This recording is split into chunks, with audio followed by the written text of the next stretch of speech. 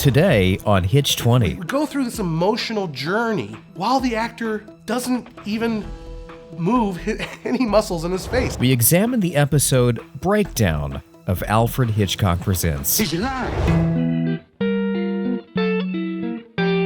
Much has been said about the 52 feature films that Hitchcock directed, but nobody talks about the 20 television episodes he also directed. The Hitch20.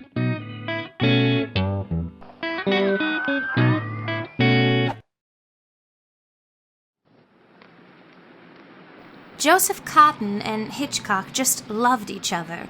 They both loved great wines, great food, and storytelling. I guess they both understood darkness, even though they were gregarious, light-hearted men in many ways. Teresa Wright. I never heard Hitchcock raise his voice on set. He often spoke in whispers, and his quiet authority commanded deportment from all aboard. Joseph Cotten. When he started his TV series in 1955, Alfred Hitchcock called on his longtime family friend to star in the first episode. They had worked together on Shadow of a Doubt and Under Capricorn in the 1940s. Breakdown turned out not to be first, but in a way it exemplifies the experimental nature that the series would take on.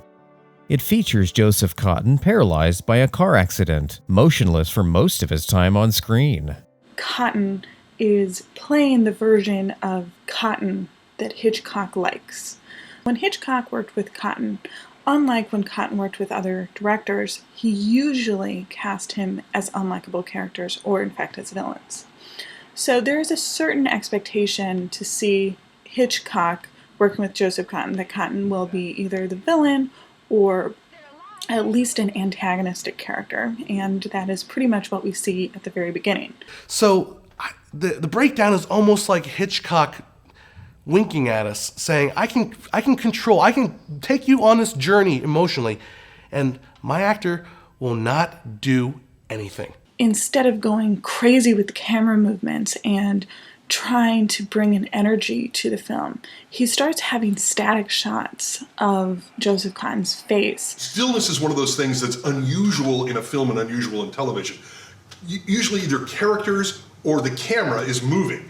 And so when you go to absolute stillness of both the actor and the camera, what we end up with is something that builds tension. Oftentimes when you have characters who are unable to move for some reason, the camera provides the movement. And unfortunately, sometimes what will happen for a director who makes that choice instead is they will ultimately lose the sensation that the character is going through. Hitchcock's solution was to experiment with a stream of consciousness narration. The audience would hear the protagonist's thoughts in a voiceover while seeing various angles of Cotten trapped in wreckage. I can't move anything. I can't feel it. I'm paralyzed. The speaking voice is key to this performance, and he's done radio. He has experience doing radio with people like Orson Welles, so who better than to play a character who suddenly only has the voice in his head to keep him company. When directors plan out their shots, they have to make choices along the axis of proximity. The closer shots are more emotionally intense. By cutting to a close-up, it creates a sudden intensity for the audience. By cutting from a close-up to a wide shot, the audience feels the helplessness of the situation. So Hitchcock had found a clever way to orchestrate the proximity of these shots in order to emphasize certain lines of narration that we hear. Somebody'll come soon, so I'll just lie and wait. It was an ingenious mix from many different perspectives, and a bit like a cubist painting, he found a way to dig deeper into subjectivity.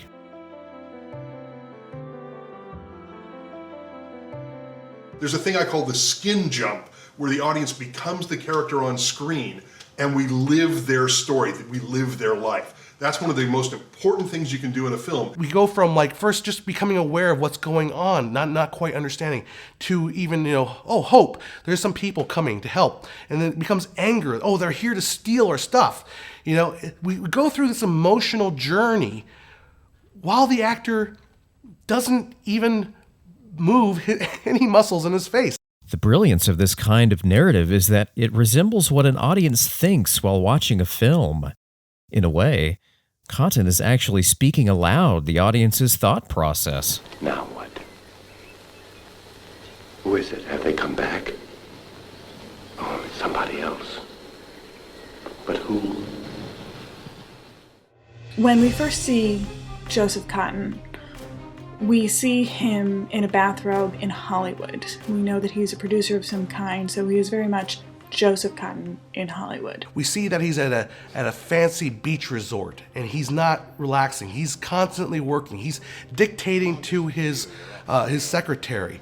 He doesn't even write his own letters. He has something to dictate to. He's taking long distance phone calls. Back in those days, a long distance phone call was something that rich people had, that powerful people had. It's the suddenness. If a thing like this can happen, then I can't be sure of anything. The man is too old to get any other job. Kalu is just like nothing he can do.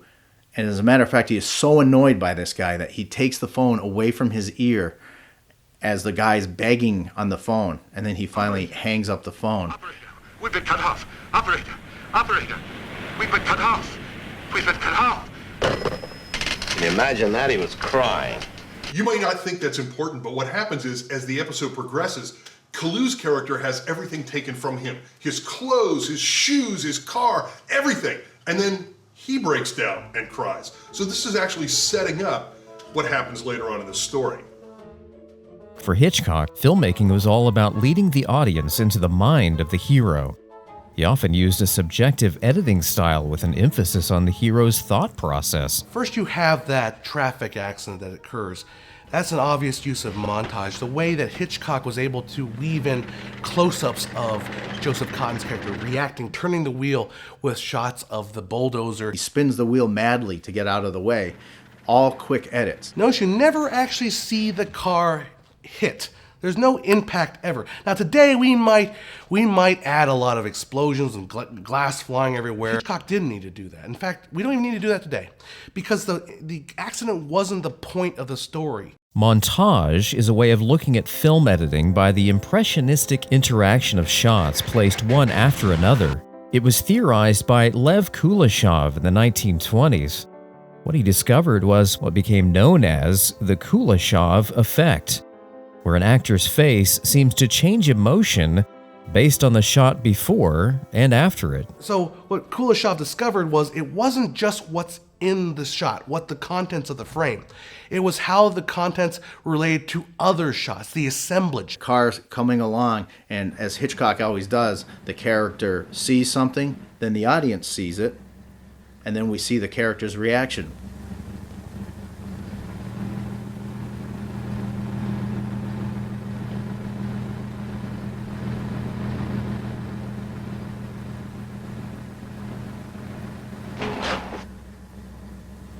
There's a great shot when he's on the gurney looking up at the morgue sign, and there's an actor who's just barely in camera range, but it's the back of his head. It's like a not framed well, it's an ugly, messy shot, but the great part about it is it's exactly what that character would see. So we are in his shoes, or in this case, on the gurney, looking up at what he would see. This is where Hitchcock got the idea behind his famous quote that the best actors must be able to do nothing well.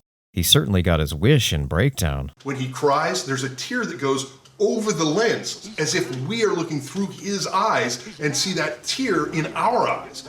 This was how he was able to strip away complexity and focus on simplicity in storytelling.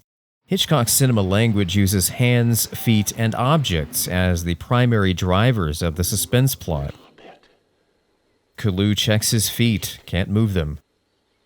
Then he hears tapping and realizes that he can move one finger. Now when they come, all I have to do is tap. Tap. Hitchcock then uses this simple goal and teases us with it.